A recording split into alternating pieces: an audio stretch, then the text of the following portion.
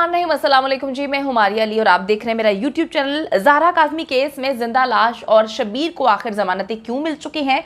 ज़ारा काज़मी का मेडिकल ना होने की वजह क्या है? क्यों रिजेक्ट कर दिया गया? क्यों ये कहा गया कि बच्ची को मेडिकल की जरूरत नहीं है?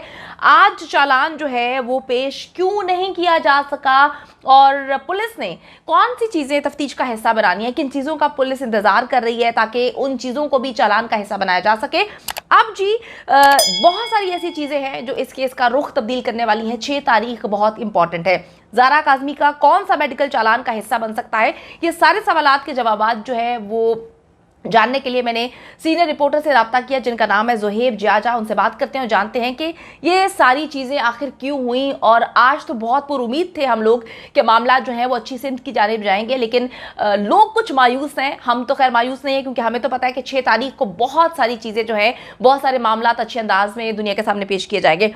अस्सलाम वालेकुम ज़ुहैब, उम्मीद करती हूँ कि आप अच्छे होंगे। ज़ुहैब, आप बताइएगा कि ये सारे मामला आज किस तरह से हुए हैं और मेडिकल ना होने की वजूहात क्या है? ज़ारा काज़मी केस में जिंदा लाश और शब्बीर को जमानतें क्यों मिल चुकी हैं? वालेकुम अस्सलाम मारिया, उम्मीद है आप भी खैरियत होंगी। मारिया, कल ही हमने ब्रेकिंग न्यूज दी थी कि आज जो है वो चालान जमा नहीं होगा, लेकिन बात यहां पर यह है, जब तक सुनने वाले देखने वाले यहां पर वीडियो मुकम्मल तौर पर नहीं देखेंगे तो उन्हें यह मालूम नहीं होगा कि आया जो तफसीलात हम बता रहे हैं वो आया वो तफसीलात है क्या।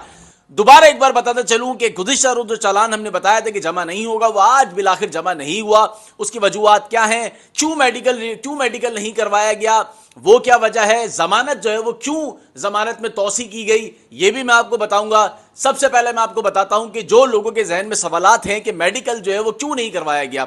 मेडिकल इसलिए नहीं करवाया गया, जो आज कोर्ट में जो समाअत हुई है उसके अंदर मेडिकल जो आयोग की जानिब से दरखास्त दी गई थी कि वो मेडिकल कराना चाहता है, यानी कि वो मेडिकल लीगल एमएलओ करवाना चाहता है। मेडिकल वो वाला नहीं जिसमें उम्र का तयन हुआ था, बल्कि वो मेडिकल वो एमएल कराना चाहता है, मेडिकल लीगल कराना चाहता है, जो कि वो उसकी दरख्वास्त जो थी वो निपटा दी गई। उसकी दरख्वास्त जो है वो कबूल नहीं हुई। वो जो आयोग की जानिब से ये कहा जा रहा था, जो तफ्तीशी टीम थी वो उनका कहना यह था कि वो 375 की सेक्शन लगाना चाहते हैं जिसमें गलीज और गंदी हरकत जो है वो सामने आती, जिसके लिए वो मेडिकल करवाना चाह रहे थे। अगर वो मेडिकल हो जाता तो 375/5 की 5 जो है वो उसका इजाफा जो है वो करने जा रहे थे। चूंकि अब दरखास्त जो है वो मंजूर नहीं हुई, वो क्यों मंजूर नहीं हुई और क्या जो है वो अंदरूनी बातचीत हुई, ये भी मैं आपको बताता हूं। हाईकोर्ट, उनका कहना था कि हाईकोर्ट ने पहले ही जो है वो मेडिकल करवाया हुआ था और वही मेडिकल जो है वो बरकरार है, क्योंकि हाईकोर्ट जो है वो बड़ी अदालत है, उसका फैसला जो है वो बरकरार रखा गया।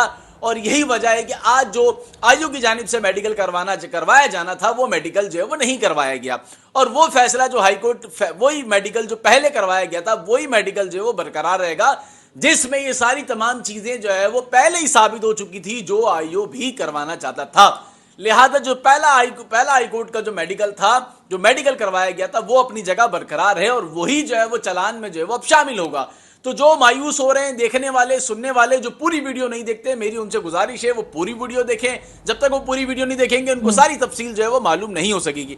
अब यहां पर बात आती है कि जमानत में तौसी क्यों हो गई। जमानत में तौसी इसलिए दे दी गई कि चालान जमा नहीं हुआ। चालान, जिस तरह मैंने आपको बताया था मारिया, चालान जो है वो आज जमा नहीं होगा। चालान जमा नहीं हुआ तो जमानत मिल गई और जमानत जो है वो उसको आगे तक की मिल गई, यानी कि अब जमानत तो मिल गई। अब चालान कब जमा कराया जाएगा जमनी? वो कराया जाना है 6 अगस्त को, 6 तारीख को।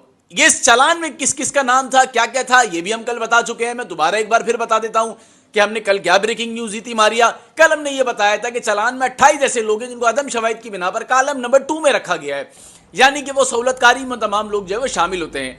जबकि 5 ऐसे लोग हैं, जहीर और ये गैंग के जो भगोड़े थे, जहीर गैंग के, इन तमाम को जो है वो मुल्जिम जो है वो ठहराते हुए चालान में जो है वो इनका नाम डाल दिया गया है।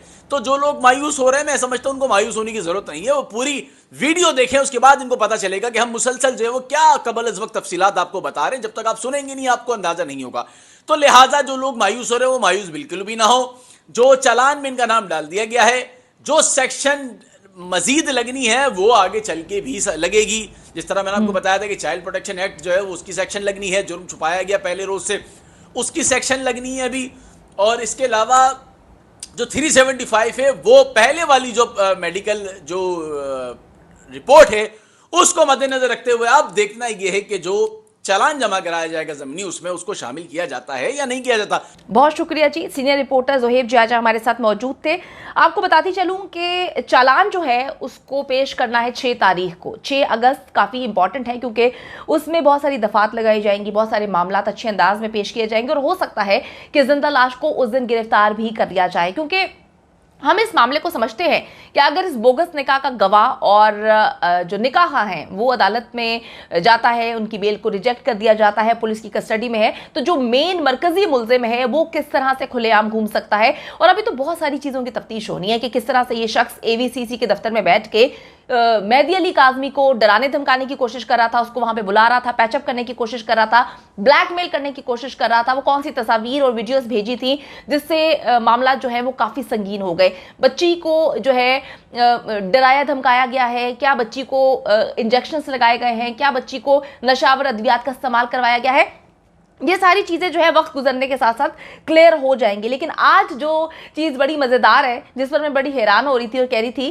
कि यार ये कितने ढीठ लोग हैं। जब शबीर साहब जा रहे थे तो वो विक्ट्री का निशान बना रहा था, वो हंस रहा था और मुस्कुराते हुए जो है वो कह लगाता हुआ नजर आया।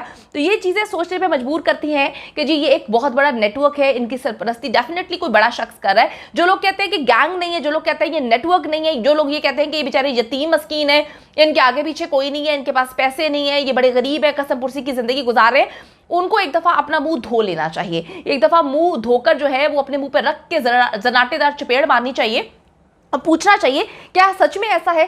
क्योंकि जिस तरह से कॉन्फिडेंस मैंने शबीर के चेहरे पे देखा, जिस तरह से कॉन्फिडेंस मैंने ज़हीर के चेहरे पे देखा, कोई कह ही नहीं सकता कि इनकी सरपरस्ती कोई नहीं कर रहा।